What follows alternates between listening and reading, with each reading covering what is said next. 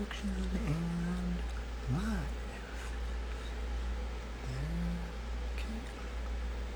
And keep that on just in case.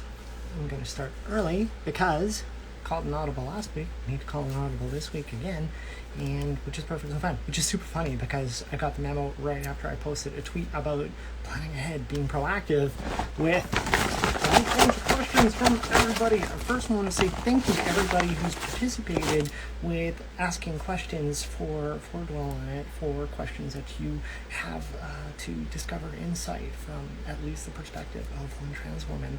And I'm more than happy to share them with you, but this is nuts. I'm super excited to get into this. So what I want to do is change my headphone audio quick. So get out of there. Hopefully this doesn't mess too much up because I think the fan might give some feedback or something. So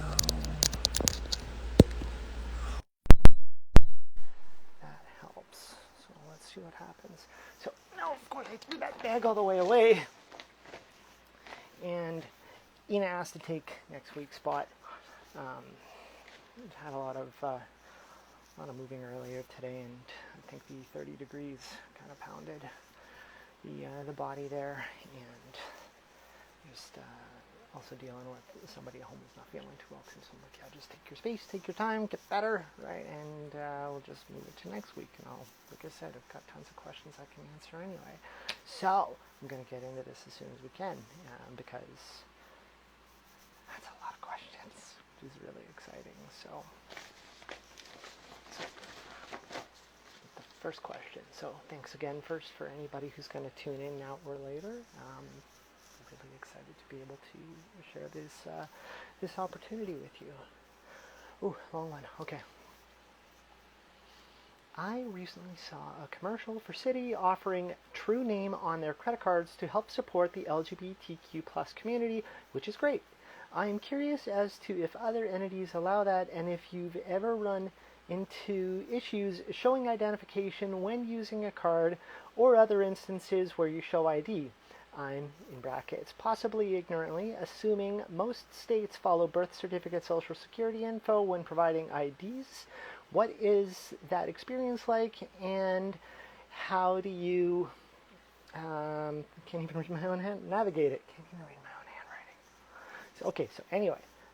First, question from somebody living in the States. I am in Canada, so I can say right out of the gate that it is not a parallel experience, but I can do the best that I can to share my experience based on that type of question.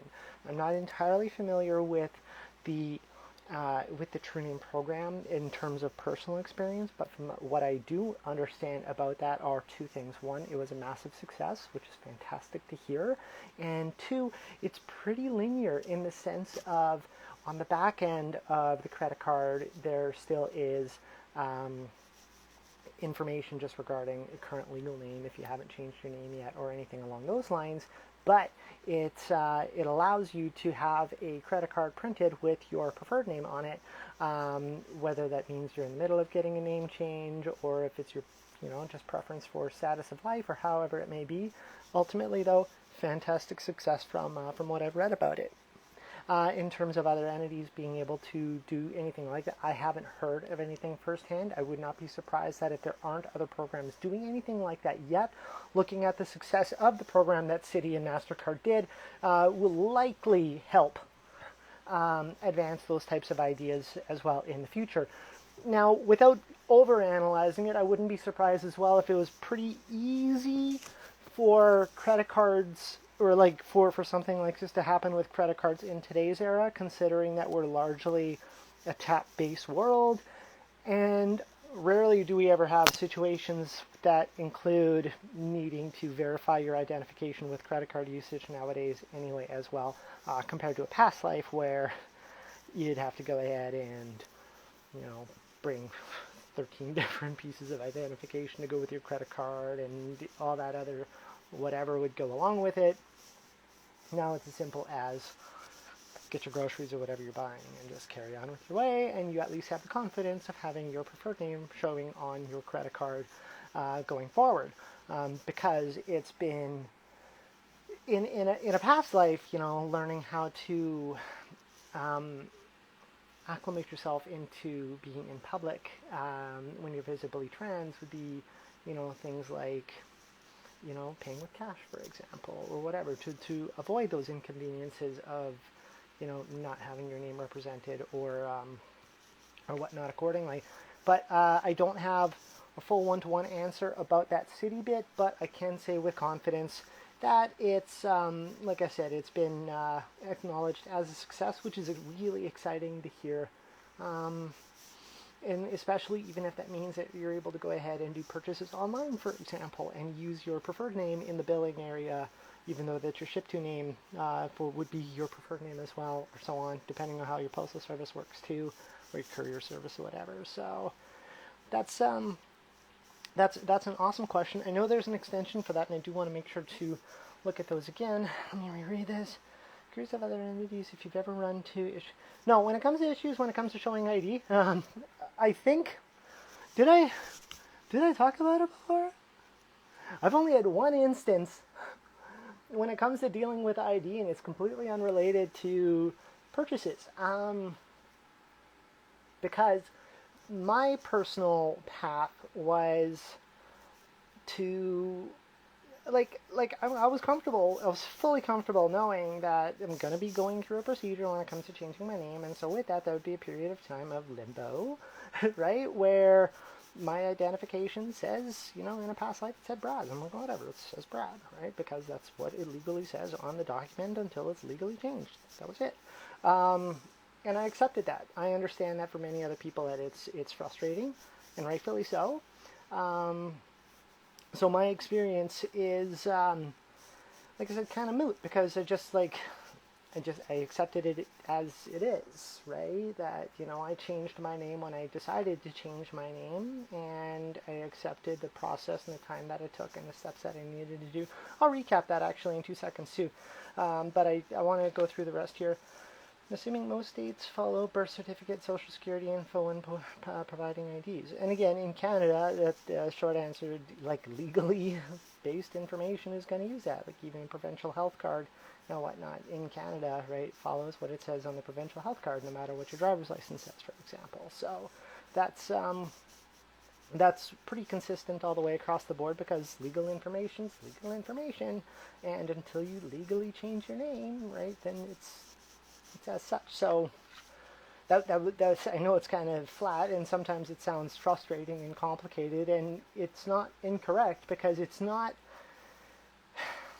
it'd be an undertaking, there's no question about that, it'd be an undertaking, but it's not unreasonable to have, if there's some sort of well, I shouldn't say if there's some sort, right, because there absolutely is, right, but to have it standardized so that your information allows preferred name as a field consistently, so that it's known, because when it comes to being trans, that there's no, at least in Canada, right, there's no mandatory specifications or to-dos to qualify as trans. You can 100% be trans and not legally change your name. Absolutely. Right? You can have a preferred name until the end of time. It might be because of legal issues, it could be because of insurance issues, it could be because of marital issues, it could be because of whatever's. All of those things are valid, right? And so long as that you accept that course, right, and recognize that sometimes there's going to be a disconnect, right, then you can absolutely be trans, and your preferred name doesn't have to be on a piece of paper. What I will say, like I was just alluding to, is I feel it would be important for it to be a standardized system, especially in anywhere involving government, right, to allow a preferred name beside name, right, or legal name, to just kind of not disregard the fact there are decisions why people don't do that. Looking down south, I understand that transitioning costs a good chunk of change. Up here, I'm grateful that, Manitoba Health covered me with a fair amount, right? Pretty much mostly everything, right? I've got my benefits, take care of my medication when it comes through work. I had to foot the bill when it comes to like a legal name change and that type of stuff too. But when it's all said and done, that's a drop in the bucket compared to the rest of the other expenses. So it does get encumbering when it comes to going through the entire process, and even considering the fact, like for me, when I changed my name, I literally put a bunch of pieces, like filled out a bunch of information on paper, got it notarized, sent it in registered mail, and sent it off. And those are the things. I didn't have to end up going to court, for example, to go ahead and go through a name change process in front of a judge or whatever, which I understand is something that happens in many states and whatnot, like literally having to have an appointment to be like, yeah, my name's Taylor, can it please be Taylor now? And somebody says, yes, I agree.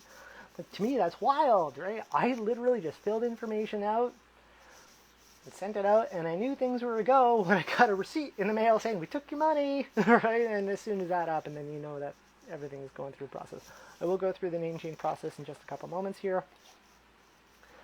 But then otherwise, what is that experience like and how do you navigate it? Okay, so I was kind of answering that in a roundabout sort of way anyway. So like I said, the experience is literally what you make of it, right? It's not an overnight process, and it's up to you to decide if you understand that there will be some turbulence during a name change process because of the amount of people involved with that, whether it comes to the legal side or the other people, I shouldn't say the other people, right? But when it just comes to like, you're giving your identification for whatever reason, whether it's, getting something from the post office or, going to the liquor store or whatever it would be, right? Like there's that side of the fence as well, and whatever, right? And so everything's based on how you take it. That's what the experience is like. It's not a flat, here's what it's going to be, because it's ultimately what you make of it.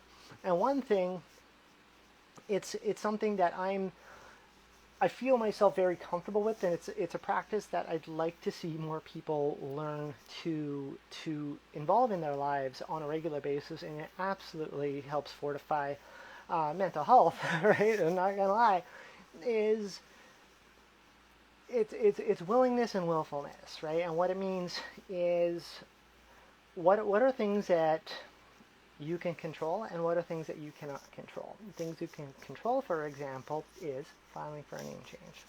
Cool, right? And it's frustrating that you have to do it, but you're in control of it, and you do the things and send it on its way. But then the things you can't control is how long it takes, how other people receive that, how other people accept that, how other people go ahead and respect you for that, and so on and so on and so on. Those are all things that are outside of your control, and how you choose to respond to that is what your experience will be like. The things you can control are what you literally can do without anybody else being involved. The things you cannot control have an infinite amount of variables that are outside of your control, and if you choose to put your energy into believing that you can manipulate things that you literally have no palms on, right, that you can't do anything about it with, that's where things become stressful and frustrating and aggravating and like, oh, why, this is unfair, this is unjust, this isn't right, this is da-da-da, this is da-na-na-na-na-na-na. And for all intents and purposes, you may be right on many of those things, but when it's all said and done, if they are outside of your control, continuing to, can't believe I'm going to say it, dwell on it, is only going to just make the situation feel more aggravating than it is. Right? So that's how, when it comes to navigating those types of situations, is what the experience is ultimately like. It's what you make of it, not what you're told it's going to be. So anyway, I alluded to going into the name change experience. My process was very linear. I knew that, like, when I filed for my name change, I knew it was getting done, right? Excuse me, and I couldn't change my name fast enough as soon as I decided to change my name. Oh, hiccups. Oh, I had a handful of oranges just a few moments ago. And by a few moments, I think it was like an hour, so now they're coming back to come after me. So anyway, the when it came to the name change, so I knew I was going to change my name, and I go online, and when did I change my name? It was like August 8th or something. If it just rings a bell, right? But anyway, it was the middle of August or whatever, right?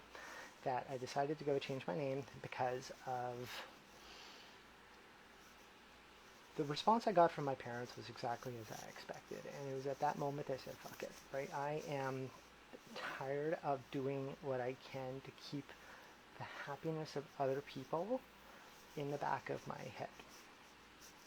I could not change my name fast enough after I got the response as I expected to receive. So perhaps I set myself up for failure or whatever, I don't know. But nonetheless, ran over to my computer as fast as I could, found the Manitoba legal name change thingamajigger, and there were 3 parts that you need to change when it comes to changing your name, right? There's your birth certificate. I shouldn't say, pardon me, let me start that over. There are 2 parts, right, when it comes to changing your name. That you file for a new birth certificate, or a new name on your birth certificate, or a legal change of name, right, essentially is what it is. And for doing that, you have to forfeit your old birth certificate along with that process. And then there's another form where you ask for a new birth certificate. Now, that's not a mandatory thing to do. However, having a birth certificate is useful, right? So it's kind of expected. So technically 1, but likely 2 things when it comes to changing your name. And that's for anybody. Think about it. You go ahead and get married or divorced. You just want to change your name because you want to change your name or whatever it would be. That's status quo. The third thing, right, is the change of sex designation. And so then Manitoba's paperwork is gross, is the easiest way to put it. If you want to talk about an experience, here's what an experience is like. It's a goddamn headache. Because the verbiage on the change of name paperwork, for example, and actually the others as well, they don't cross-reference to the others in a convenient enough way to suggest that if you're changing your name and filing for a new birth certificate, or if you're changing, or you're applying for a change in sex designation and want a new birth certificate, or you're changing your name and doing a change of sex designation and applying for a new birth certificate, it doesn't really help consolidate the 3 in terms of the language. And because I was just immensely frustrated, and I'm like, I'm changing my name, period, I just did the first one. Because I'm like, fuck it, I'll just figure everything else out later. Just whatever. And I was fine with that, talking about the experience. I was perfectly fine with that. And then so whatever, that gets sent off in the mail, and I get a call from Vital Stats not too long after. It gets sent, right, saying, hey, we received it, right, and we're advising, because of COVID, that if you're doing the whole shebang, it's ideal to do it all at once, because then you're going to save a lot of time, because it was already projected to take about 12 weeks, and if I did one at a time, then it would have been compounding times, but if they went all together, then it would just be 12-ish weeks. And so I explained, I'm like, this is kind of weird and difficult, and because of COVID, it's not like I could just go down to Vital Stats and get a hand with it or whatever. So, and plus I don't forms well in the first place, so I was overwhelmed. You want to do it right? So she helped me out, gave me whatever I needed to do, sent that off. It was a lot of work. At least for me, it felt like a lot of work because of the amount of documents that needed to be provided, getting them notarized, and then the back and the forth, and the this and the that, and do this and da da da da. But again, I get it, right? You're changing your name. It's not small potatoes, because it's got to get filed somewhere, or so you think. Because it turns out, you'd think that you just change your name at a place like Vital Stats, right? That it would just kind of communicate that information elsewhere, in terms of CRA or whatever, but no, they totally don't. So while I was all off in limbo, I found some information online about key places to go ahead and change name. Of course, credit card and whatever would be one of them. And I just continued using Brad's credit card until Taylor's name was legally Taylor, right? And I accepted that because I knew that that's just the way it's built, right? Is it perfect? No. But if sitting there and just getting frustrated about, this is unfair, my name is Taylor, and even though paperwork's there, my name is Taylor, shouldn't be. it's a justifiable feeling, but that energy isn't going to do any favors, right? So that's kind of what the experience is overall like. It was fun though, like kind of fun's kind of a no, it wasn't fun. It was fun, but it wasn't, because the amount of like time sitting in limbo was like the most frustrating part, but knowing that it's happening was exciting, even though the fact that like I'm like, what the hell, right? Like, but to just see little steps of progress, like I said, get a letter in the mail from Vital Stats being like, yeah, we took your money, like, so essentially got a receipt, but like, that's a good thing because it means it's approved, right? Now they're just doing the thing and getting the paperwork to go get fingerprinted, right? Because you change the name, you got, at least in Manitoba, right? You change your name, you got to go get fingerprinted. So I went down to whatever commissioner's office or whatever it would be, got that done. Learned a lot of really cool things from the guy there too, which was really neat. And then that gets sent off. That goes straight to RCMP. I think 5 days later, RCMP just verifies that because, of course, they have to check on their end to make sure of any criminal records or whatever. And they're like, oh, whatever, send it off it goes. And yeah, I think I was like 5 days worth of time or whatever for that to go through. And then the rest of it was sitting in a basket somewhere. Vital Stats is waiting for its turn to be done. But otherwise, how's the experience when it comes to identification? I think I actually did mention this in a past clip, but more than happy to share it. So get the name change stuff. I'm about to go ahead and I'm going to send it in the mail. At the same time, there was a parcel that I needed to pick up from the same post office, right, from Ardennes, a bunch of tank tops and whatever. And I made the purchase for Taylor, right, shipped to Taylor, right, and just sent it to the post office because I knew it was going to be a big bag, it needed to be picked up, easy. So I go to the post office with this registered mail of my legal name change. And go, and the lady's like, how can I help you? I'm like, hey, we got two things. I got to pick up and I got to drop off, right? Which one do you want to do first? All right, let's do the drop off first. Or the pick up first, pardon me. And so whatever, I'm about to get whatever. And then she's like, okay, well, I need CID. And I show my ID, which was Brad, still at the time, right? Because legal name change is still sitting in my hand. Like, this isn't the same person here. I'm like, oh my god, the one time. And like, what are the odds of the one time to have Taylor's ID when that ID situation's in limbo, like I was talking about, right? Even though, like, it's kind of technically in limbo, but it's not in the mailbox yet, but it's happening. And like, and for clothes, of all things, for clothes. I knew that if it was going to be for anything else, I would have been more prepared for it. But it's like, it's fucking clothes. Why do they need a signature on a bunch of, like, tank tops and shoes and whatever? Anyway. So I'm like, alright, so here's the deal. The next thing we got to do is send this to the mail, which is a legal name change to Taylor. And she kind of gives me that cockeyed look. I'm like, I can open everything up and you could see if you want. Right? Okay, well, I have to, so whatever, peel it all out and show, right? But it's just, what are the odds? And again, though, it's the one time, you can only make light of it because literally, what are the odds? And what was the experience like? It's what you make of it.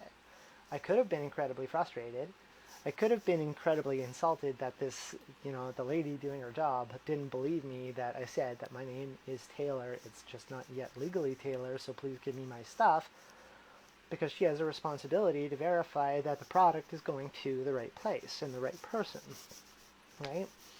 So just accepted it for what it is. And even furthering that, I told her, I was like, send it back for all I care. I don't care. It's closed. Really, whatever. I don't care, right? Because I can't care, because it is a situation that is outside of my control. There's no amount of kicking and screaming and convincing to tell somebody to do their job incorrectly. Simple as that. So that's, like I said, that's what my experience is like. I hope to see that with Citi and MasterCard doing their True Name program, that it's going to influence a lot of other programs to recognize that having a preferred name, and not even just a preferred name, but having your name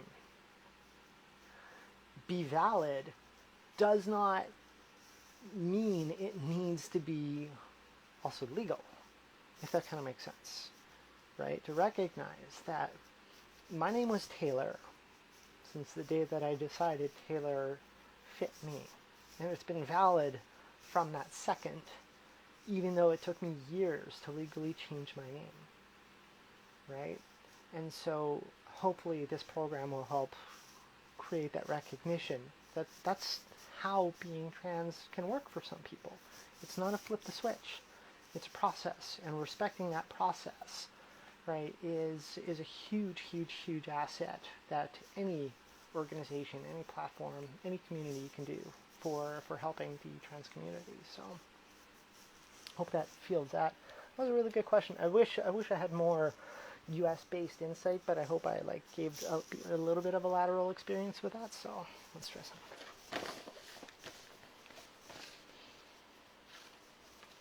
Yeah, this is fun. Do you prefer mimosas with brunch or a Bloody Mary? Well, I don't drink. And also, again, I'm Canadian, right? So I'll interpret a Bloody Mary as a Caesar, and the answer to that, though, is a Caesar. In a past life, I could drink. I could still drink, easy, right? Stop drinking to prove a point. But, so a mimosa, I've never been into mimosas. So in that, though, I would, even to the point of Bloody Mary, right? But I would have a Caesar and have a Virgin Caesar for all I care, right? That, even earlier this week, sorry, it's Sunday, so technically whatever, anyway, a matter of days ago that I was out for lunch with a friend and just had Virgin Caesar with lunch, which was absolutely amazing, by the way. I need to find myself back in that area because that was an amazing lunch. My gosh, I love it. And then even the week prior, I was out with a couple other friends. Same thing, Virgin Caesars. I like Caesars, spicy. If mimosa was a screwdriver, I would say screwdriver, but even then I guess it's just orange juice, but still point stands. Yeah. Oh man, now I really go for a spicy Caesar. Anyway, this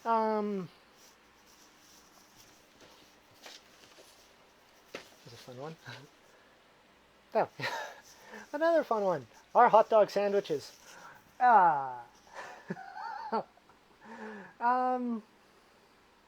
The instant that the bun turns into two pieces, it is now a sandwich. Final answer. If there's any sandwich enthusiasts, I hope that I fit your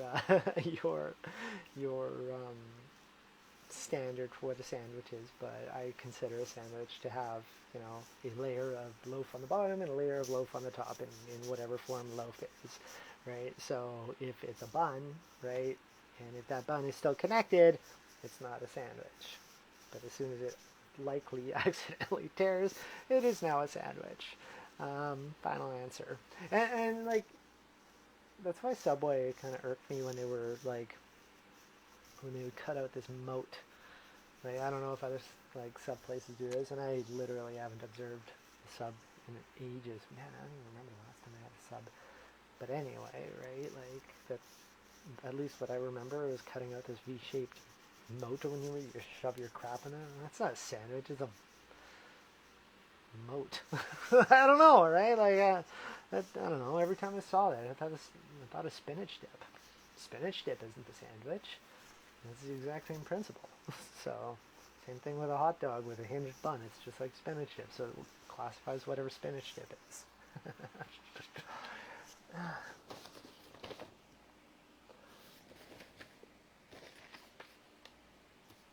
Oh, fun. What can I do to be a good ally? Ooh, 6 minutes. 6 minutes. Oof. Okay. I'll do my best. This certainly isn't a 6-minute answer. What can I do to be a good ally? Okay. So let's start with some ground rules about allyship. Allyship isn't about being rewarded for doing the right thing. That's the first thing. When it comes to doing the right thing, you do that because it's the right thing. Right? Pretty simple. Can you get acknowledged for doing the right thing? Absolutely. Just like anything else in life. But to commit to allyship, and now I say it in quotes, right? With the expectation of getting gold stars is not allyship at all. Hardly. That's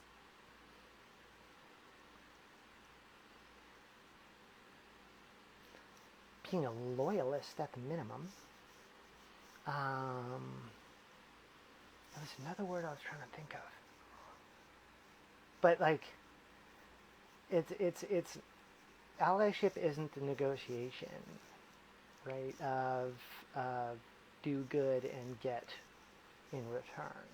It's not a negotiation. That's the exact opposite of what allyship is about. There's a fantastic website. I'll actually pull it up really quick here.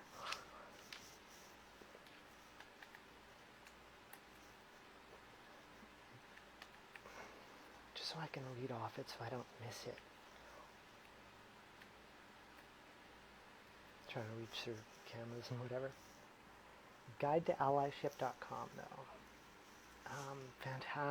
Fantastic reference for anyone who would like to learn more about being an ally.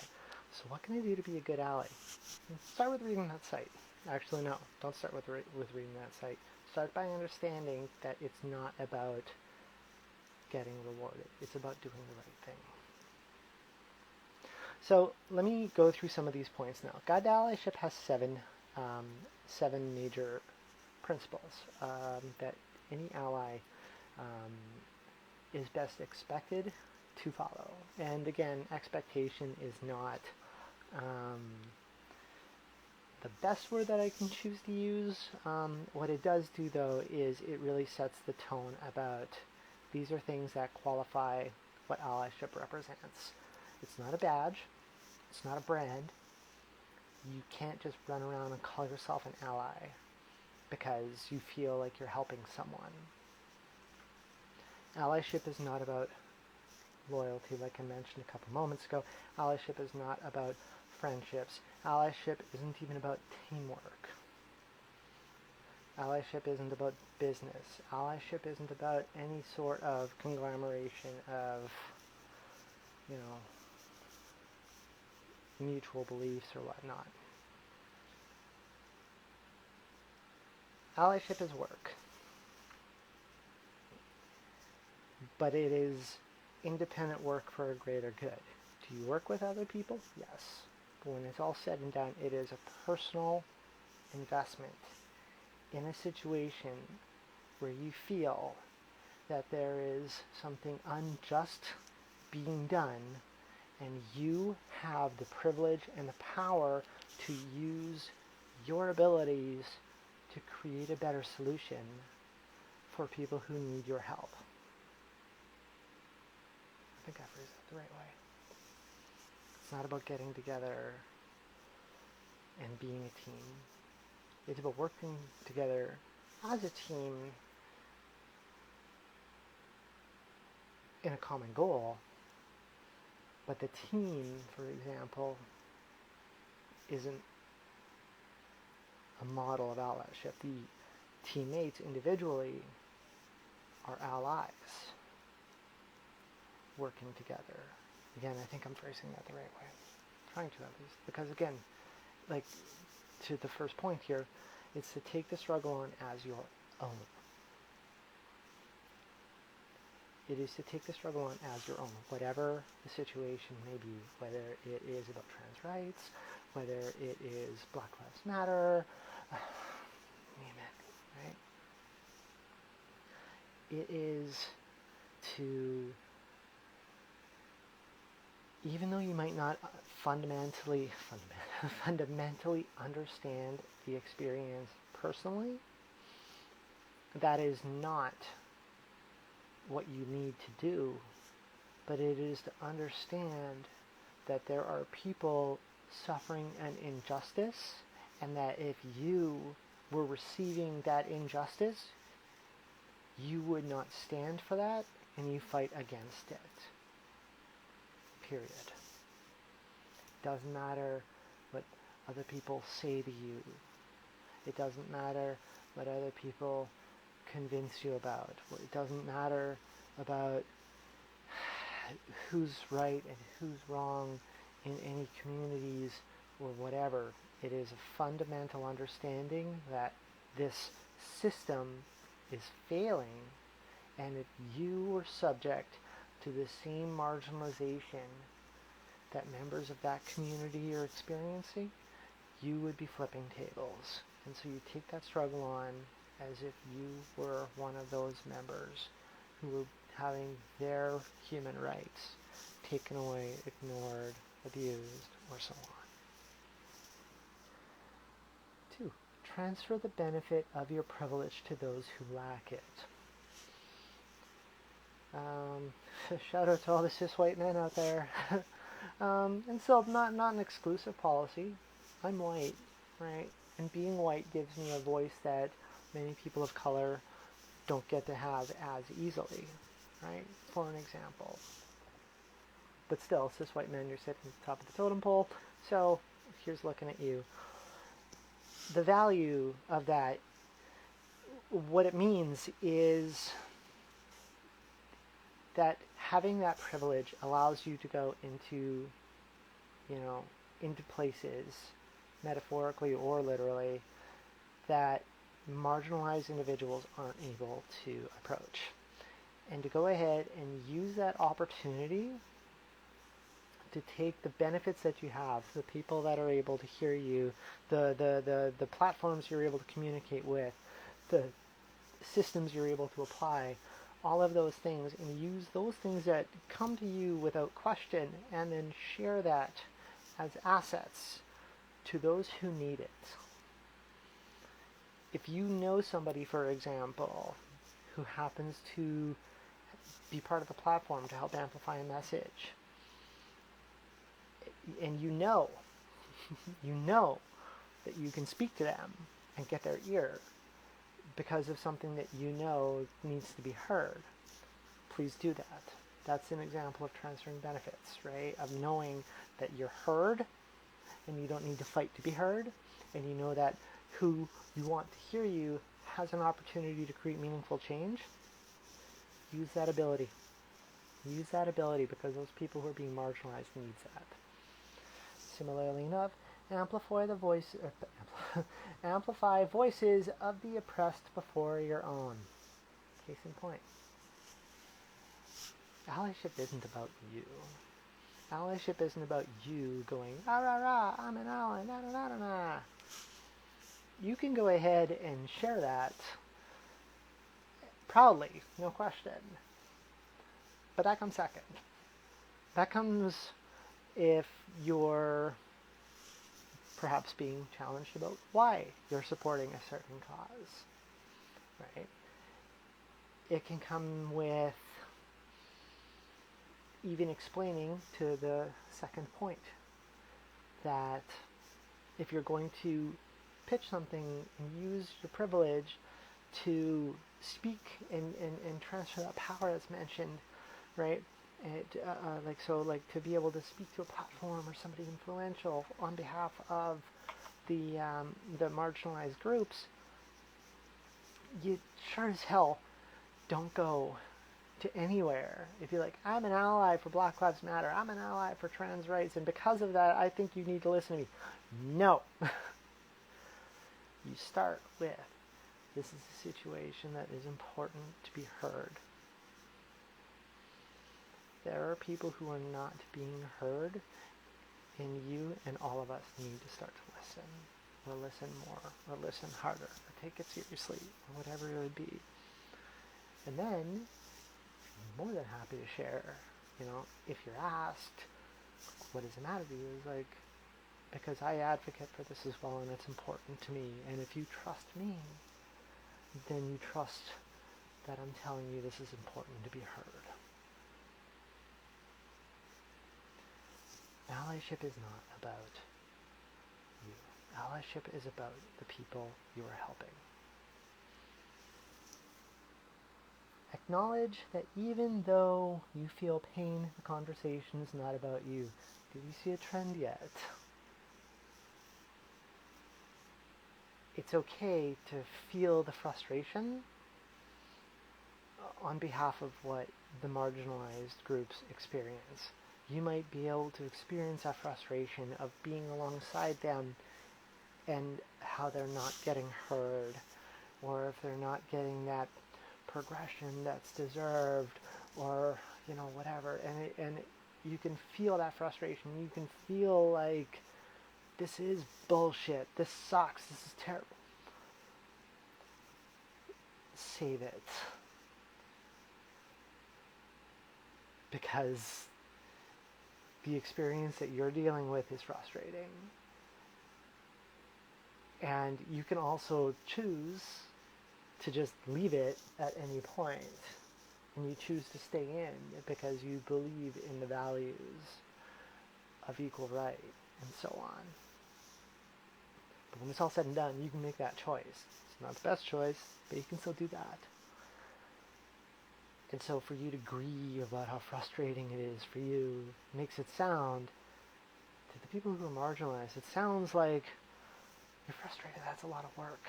You're frustrated, right? You're frustrated that, why does it have to be? You don't know what it's like. You don't. You don't. You don't. You don't. And you won't. It can be shared with you time and time again, for example, about how an experience is. It can be best or done as best as possible to describe how it feels, the impact that's left on marginalized people for the experiences that they're going through.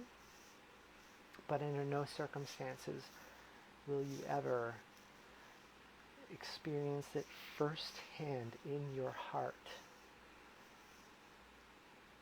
in your body, your skin, your thoughts. Never experience that firsthand of what it's like living in the world that is being marginalized, oppressed, discriminated against, abused, and so on. So again, that even though that you acknowledge that it's a frustrating experience, and you can share how you recognize that it's frustrating, under no circumstances is the frustration about you. Because coming from a place of privilege, to feel that frustration is a privilege in itself. Stand up even when you feel scared. Now that's not to say go ahead and put yourself intentionally into a line of fire, right? And harmful fire, I should say. Allyship isn't circumstantial. Allyship isn't, this is the right time, this isn't the right time.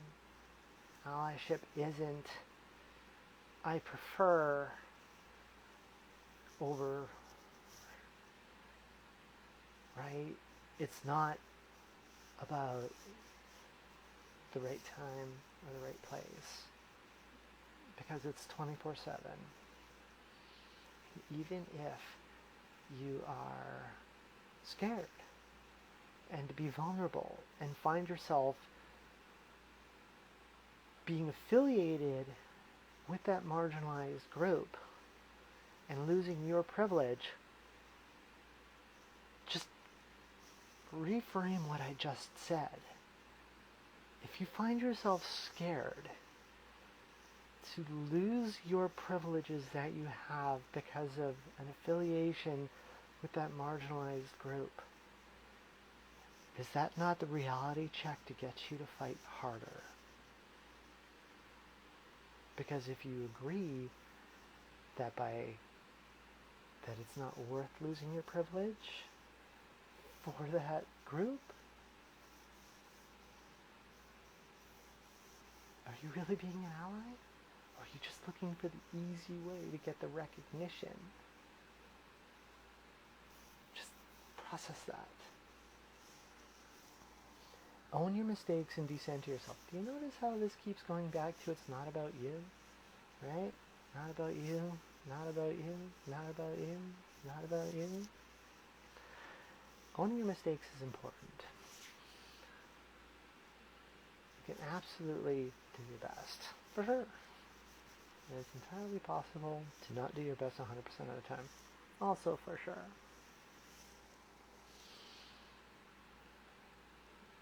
But if somebody of a marginalized group is telling you something you did is a mistake, criticizing that individual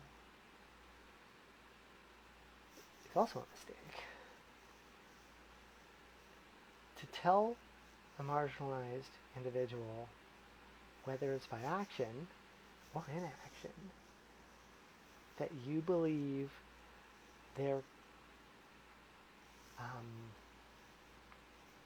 guidance, advice, criticism, call it whatever you want. Can't figure out what my hair is invalid. That sounds like it's about you again, isn't it? That's not being an ally. That's trying to be a hero. There's no heroes in allyship. Allyship is about systemic reform, not badges. Think about that. Systemic, meaningful reform to amplify the voices for the people who need it, and if the people who need it are telling you, for example, as an ally, that what you're doing is creating more harm,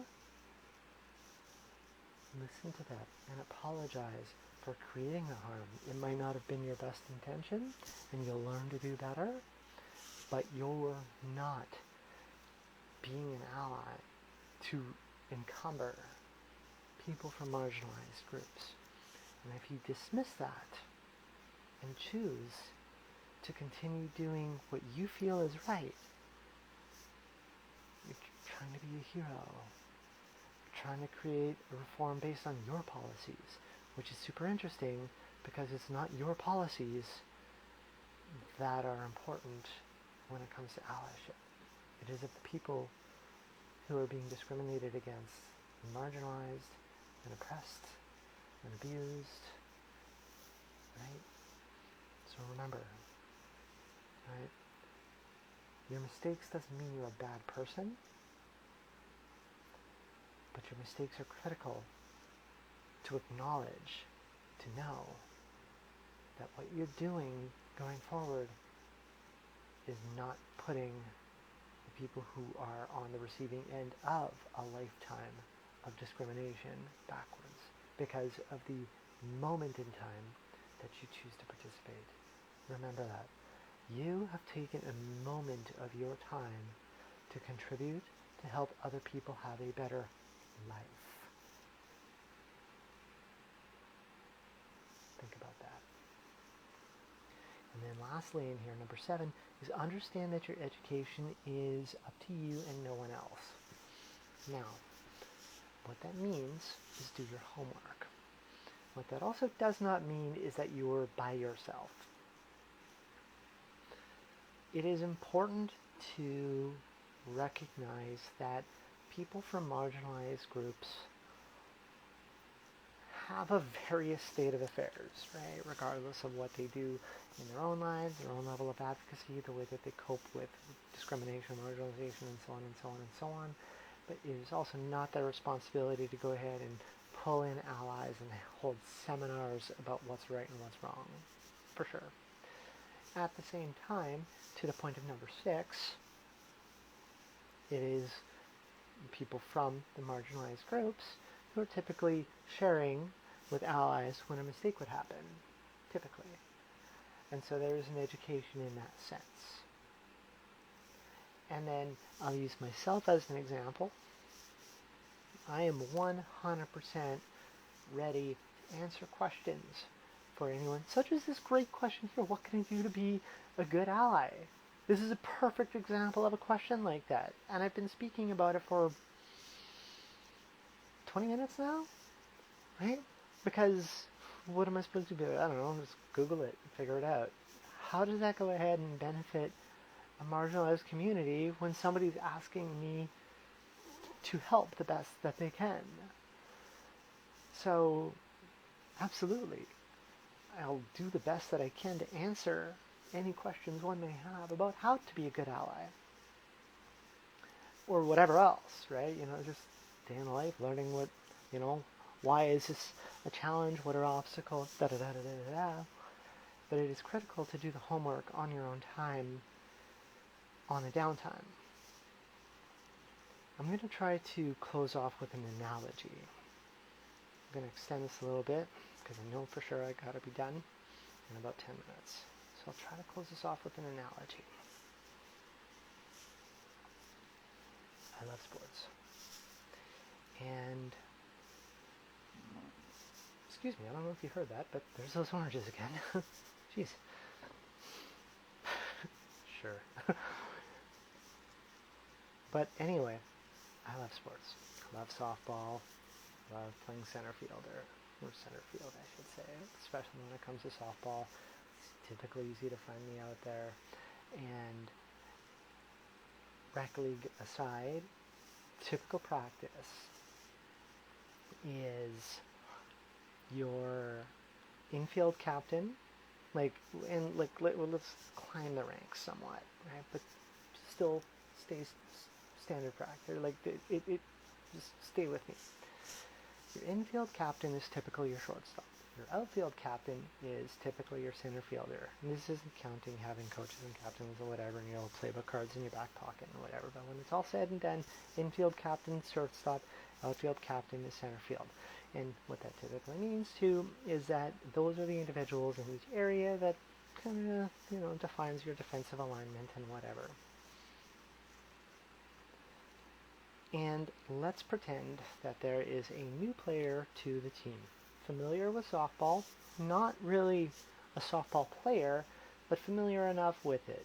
An athlete, right, or even has always played softball but has only been an infielder or whatever. Outfield's a totally different view, right? And so this player's now in right field.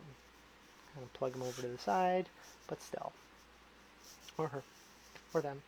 Right? So anyway, plug the player over into right field.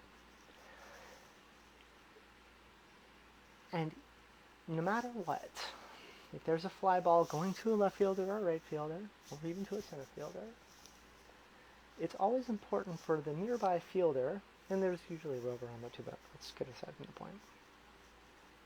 It's important for that fielder to have cover from the nearby fielder.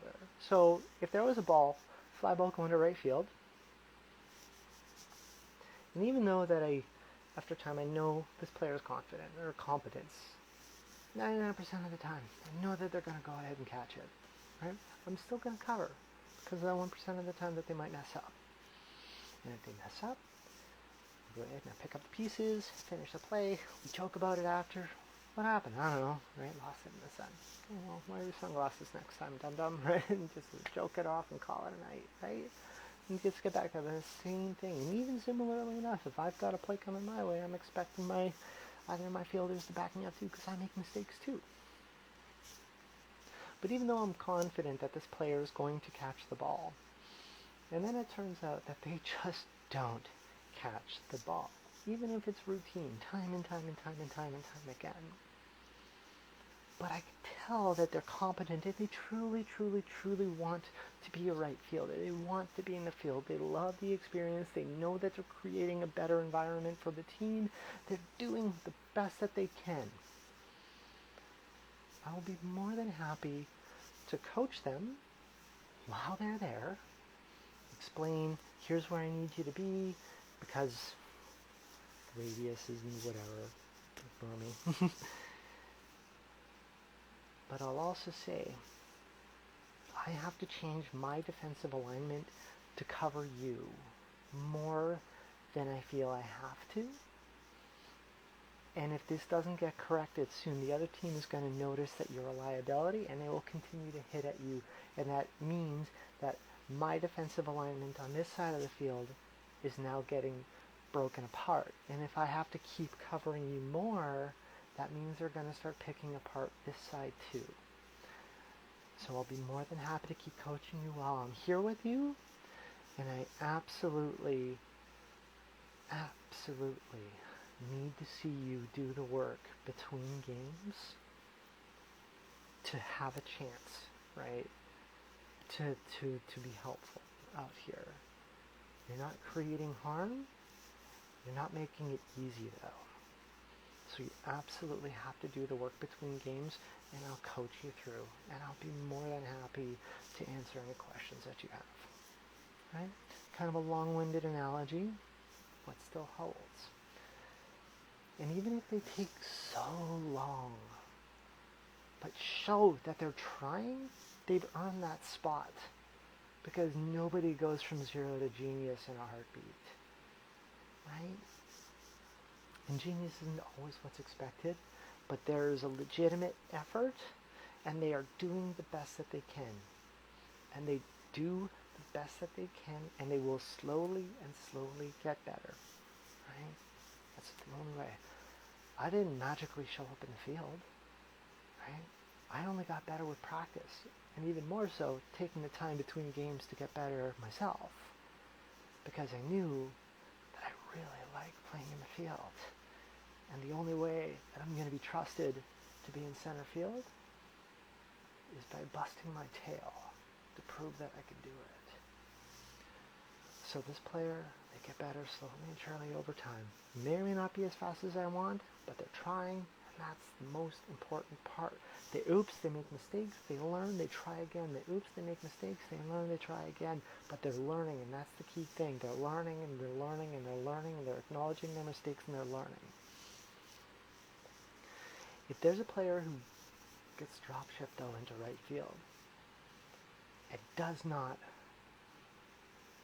participate, willingly stays defiant to a defensive alignment, for example, willingly does not put effort into making the play, willingly allows themselves to be a liability, and the other team recognizes that and exploits that and forces myself to make a major shift to have to compromise or cover their compromise while also leaving my side wide open, or my left side wide open, I should say, or left field side wide open, because now I have to shift over to right, because clearly there's nobody there, even though that there's somebody there.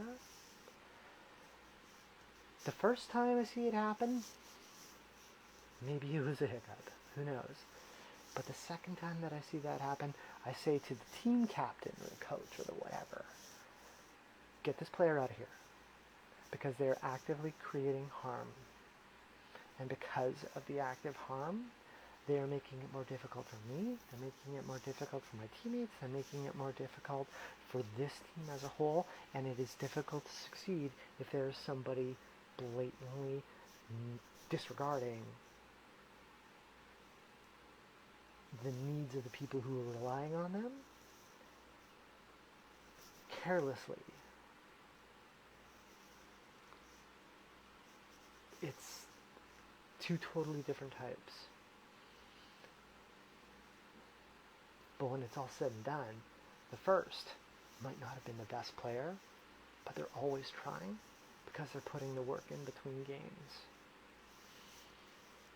The other one is waiting for instruction and isn't even doing it anyway. And that's the way that, like I said, to use as a bit of a sports analogy when it comes to how to learn, right? And how to go ahead and realize why it's important to teach yourself during allyship about what you're doing your best to be an ally for. So I hope that kind of helped make sense there. So I'm going to use this as an opportunity to wrap up. Thank you for everyone, or to everyone who tuned in. Ina shot me a text and affirmed for next week.